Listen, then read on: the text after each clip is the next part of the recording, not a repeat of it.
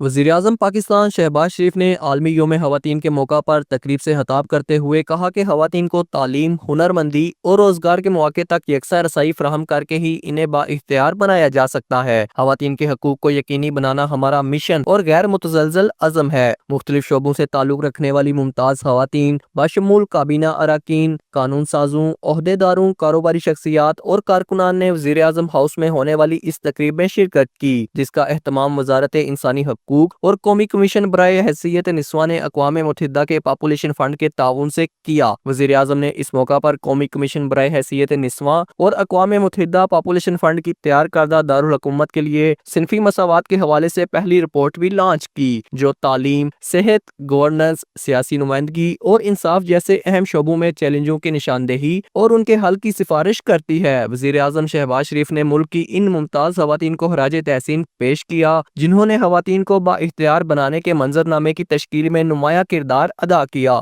اس سلسلے میں انہوں نے خاص طور پر تحریک پاکستان کی سرکردہ خواتین محترمہ فاطمہ جناح اور بیگم رانا لیاقت علی خان، پاکستان اور مسلم دنیا کی پہلی خاتون وزیر اعظم بے نظیر بھٹو، امریت کے خلاف مزاحمت کرنے والی مثالی شخصیات بیگم نصرت بھٹو اور بیگم کلثوم نواز، سماجی کارکنان بلقیس ایدی، ڈاکٹر رؤف فاروق، قانون دان عاصمہ جہانگیر، ملک کی کم عمر ترین IT ماہر عرفہ کریم، سابق اسپیکر قومی اسمبلی ڈاکٹر فہمیدہ مرزا، پنجاب کی پہلی خاتون وزیر اعلیٰ مریم نواز، لاہور ہائی کورٹ کی پہلی خاتون چیف جسٹس عالیہ نیلم اور سپریم کورٹ کی پہلی خاتون جج جسٹس عائشہ ملک کا ذکر کیا۔ اظہار خان نیازی، JK نیوز، اسلام آباد۔